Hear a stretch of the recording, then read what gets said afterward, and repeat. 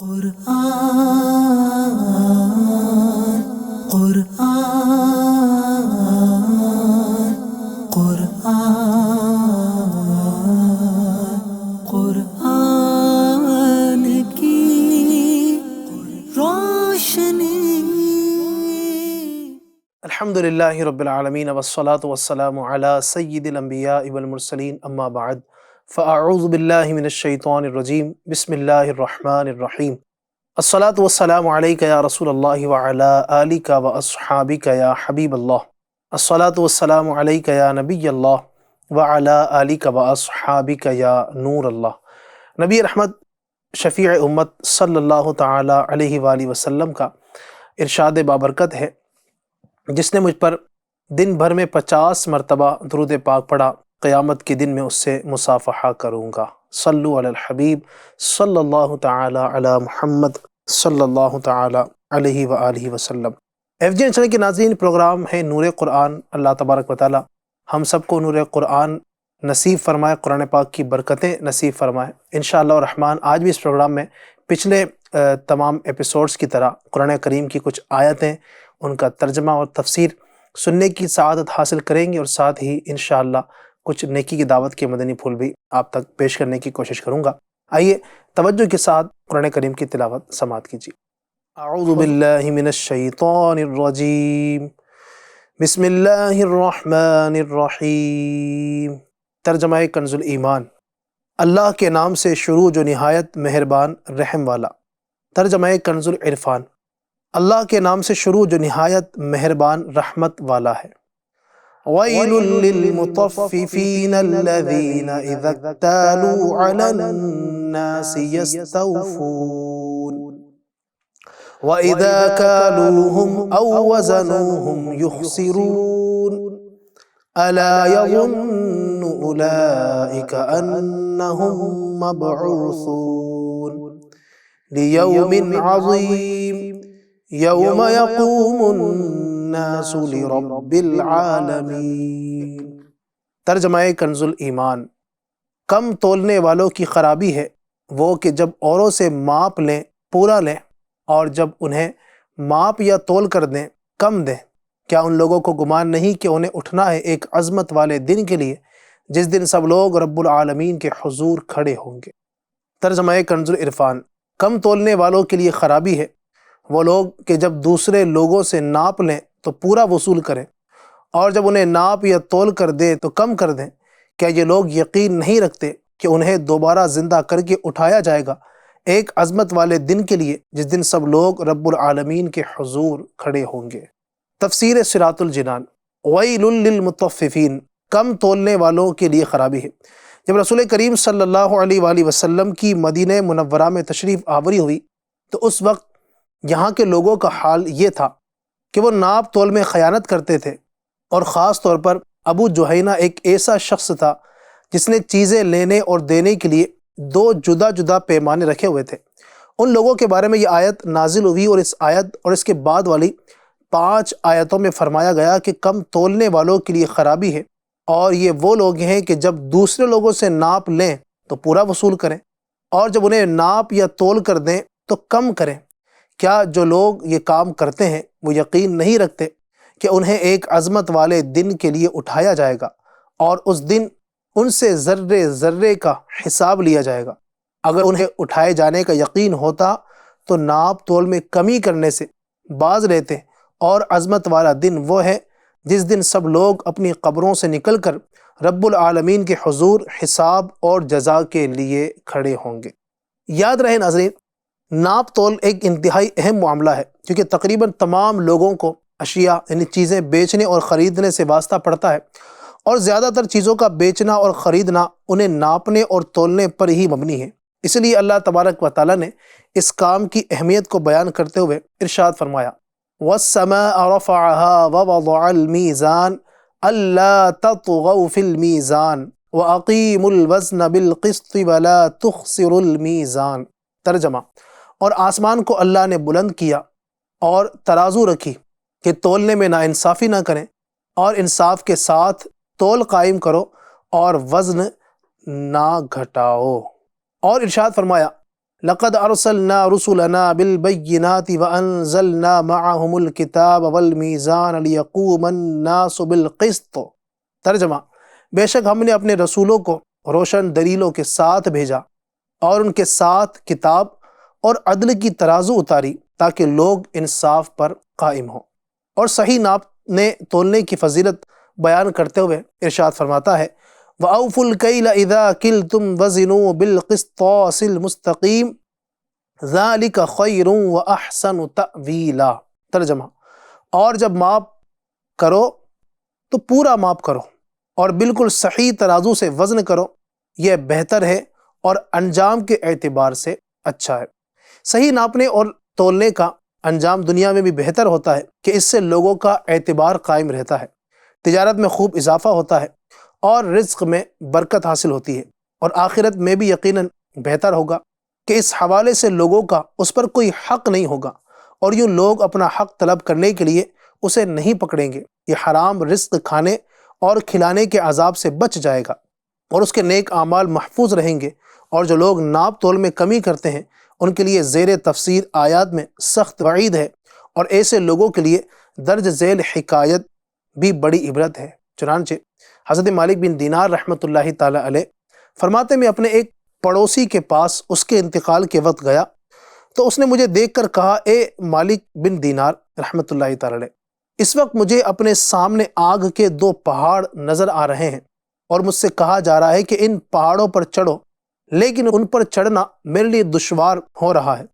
میں نے ان کے گھر والوں سے اس کے بارے میں پوچھا تو ان لوگوں نے بتایا کہ اس کے پاس غلہ ناپنے کے 2 پیمانے تھے، ایک سے غلہ ناپ کر لیتا تھا اور دوسرے سے غلہ ناپ کر دیتا تھا۔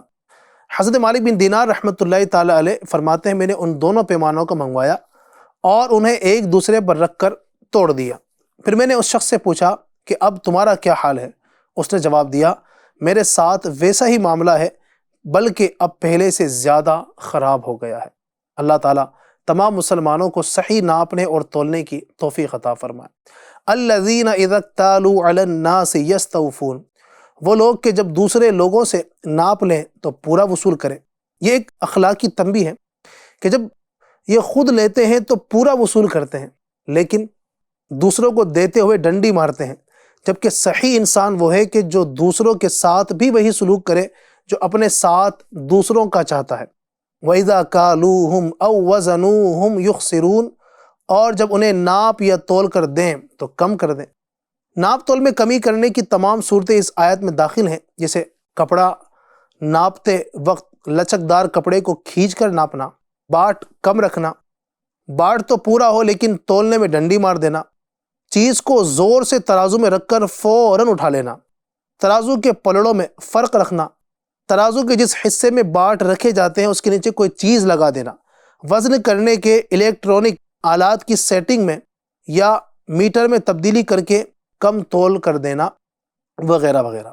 یوم یقوم الناس لرب العالمین، جس دن سب لوگ رب العالمین کے حضور کھڑے ہوں گے، یعنی جس دن سب لوگ اپنے اعمال کے حساب اور اس کی جزا کے لیے رب العالمین کے حضور کھڑے ہوں گے، اس دن ان لوگوں کا ناپ تول میں کمی کرنا اور ان کی جزا ظاہر ہو جائے گی۔ قیامت کے دن جب لوگ اپنی اپنی قبروں سے نکلیں گے اور حشر کے میدان میں جمع ہوں گے، پھر اپنے اعمال کے حساب و کتاب اور ان کی جزا کے لیے اللہ تعالیٰ کی بارگاہ میں کھڑے ہوں گے، تو اس وقت ان کا حال کیا ہوگا؟ اس سے متعلق درج ذیل 3 احادیث کریمہ سنتے ہیں۔ نمبر 1، حضرت ابو ہریرہ رضی اللہ تعالی عنہ سے روایت ہے کہ بشیر نام کا ایک آدمی نبی کریم صلی اللہ علیہ وسلم کی بارگاہ میں بیٹھا کرتا تھا۔ ایک مرتبہ وہ 3 دن بعد بارگاہ رسالت صلی اللہ علیہ وسلم میں حاضر ہوا تو حضور پر نور صلی اللہ تعالی علیہ وآلہ وسلم نے اس کی بدلی ہوئی رنگت دیکھ کر ارشاد فرمایا اے بشیر، تیرا رنگ کیسے تبدیل ہو گیا؟ اس نے عرض کی یا رسول اللہ صلی اللہ علیہ وسلم، میں نے ایک اونٹ خریدا تھا، وہ مجھ سے بھاگ گیا تو میں 3 دن تک اس کی تلاش میں لگا رہا اور میں نے اس کے بارے میں کوئی شرط بھی نہیں رکھی تھی۔ حضور اقدس صلی اللہ علیہ وآلہ وسلم نے ارشاد فرمایا بھاگے ہوئے اونٹ کو تو واپس لوٹایا جا سکتا ہے، کیا اس کے علاوہ کوئی اور چیز نے تیرا رنگ تو تبدیل نہیں کیا؟ اس نے عرض کی نہیں۔ رسول پاک صلی اللہ علیہ وآلہ وسلم نے ارشاد فرمایا آج 3 دن تک اونٹ تلاش کرنے کی وجہ سے تیرا یہ حال ہو گیا، تو اس دن تیرا کیا حال ہوگا جس کی مقدار 50,000 سال ہے، اور اس دن سب لوگ رب العالمین کے حضور کھڑے ہوں گے۔ اللہ اکبر۔ نمبر 2، حضرت عبداللہ بن عمر رضی اللہ تعالیٰ عنہما سے روایت ہے، حضور اقدس صلی اللہ علیہ وآلہ وسلم نے ارشاد فرمایا، جس دن تمام انسان پروردگار عالم کے حضور کھڑے ہوں گے تو کوئی اس حال تک پہنچا ہوا ہوگا کہ کانوں کی لو تک اپنے پسینے میں غرق ہوگا۔ نمبر 3، حضرت ابو سعید خدری رضی اللہ تعالیٰ عنہ فرماتے ہیں کہ میں رسول پاک صلی اللہ علیہ وآلہ وسلم کی خدمت میں حاضر ہوا اور عرض کی، مجھے خبر دیجئے کہ قیامت کے اس دن کھڑے ہونے پر کون قدرت رکھے گا، جس کے بارے میں اللہ تبارک و تعالی ارشاد فرماتا ہے، یوم یقوم الناس لرب العالمین۔ ترجمہ، جس دن سب لوگ رب العالمین کے حضور کھڑے ہوں گے۔ رسول کریم صلی اللہ علیہ وآلہ وسلم نے ارشاد فرمایا، وہ دن مومن پر ہلکا کر دیا جائے گا حتیٰ کہ اس پر ایک فرض نماز کی طرح ہو جائے گا۔ سبحان اللہ۔ اللہ تبارک و تعالی تمام مسلمانوں کو قیامت کے دن کی شدتوں اور حساب کی سختیوں سے پناہ مانگنے کی توفیق عطا فرمائے، آمین۔ آئیے ایویجنس کے ناظرین، انشاءاللہ الرحمن اب ترجمہ تفسیر کے بعد نیکی کی دعوت سے کچھ مدنی پھول بھی سننے کی سعادت حاصل کرتے ہیں۔ شروع میں ایک بڑی پیاری حکایت آپ کو سناتا ہوں۔ چنانچہ ایک بزرگ نے کسی مدرسے کے باہر ایک بچے کو دیکھا جو کھڑا ہوا رو رہا تھا۔ پوچھنے پر اس نے بتایا کہ ہمارے استاد صاحب نے، ہمارے ٹیچر نے آج کے سبق میں تختی پر، سلیٹ پر بعض آیات کریمہ لکھوائی ہیں جو مجھے رلا رہی ہیں۔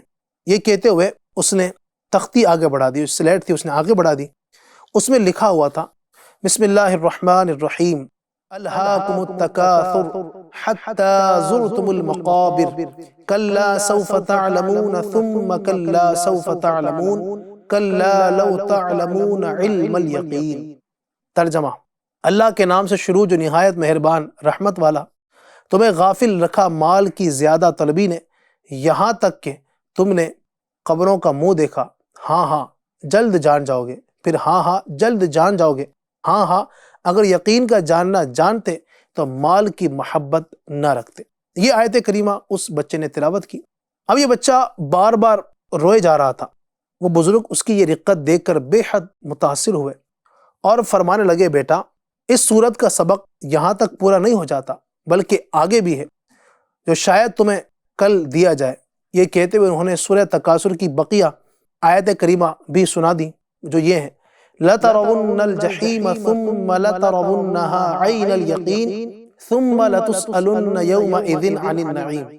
ترجمہ کنز ایمان، بے شک ضرور جہنم کو دیکھو گے، پھر بے شک ضرور اسے یقینی دیکھنا دیکھو گے، پھر بے شک ضرور اس دن تم سے نعمتوں سے پرسش ہوگی۔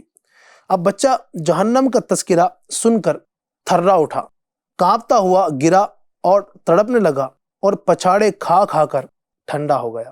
اس کا استاذ لپک کر آیا اور اس نے ان بزرگ کو پکڑ لیا۔ لوگ اکٹھے ہو گئے، مرحوم بچے کے ماں باپ بھی آ پہنچے۔ ان بزرگ کو بطور قاتل عدالت کے اندر پیش کر دیا گیا۔ قاضی صاحب نے ان بزرگ سے صفائی طلب کی تو انہوں نے سارا ماجرا کہہ سنایا۔ یہ سن کر قاضی صاحب نے فرمایا، یہ بچہ انتہائی سعادت مند تھا اور خوف الہی کی تلوار سے شہید ہوا ہے۔ ان بزرگ کو باعزت بری کر دیا گیا۔ اللہ پاک کی ان پر رحمت ہو اور ان کے صدقے ہماری مغفرت ہو۔ مدنی منع کے خوف خدا پر فدا، سنتے ہی آیتیں ڈھیر ہو گیا، کاش مل جائے مجھ کو بھی ایسی ولا، میرے مرنے کا باعث ہو خوف خدا۔ صلو علی الحبیب صلی اللہ تعالی علی محمد صلی اللہ تعالی علیہ وآلہ وسلم۔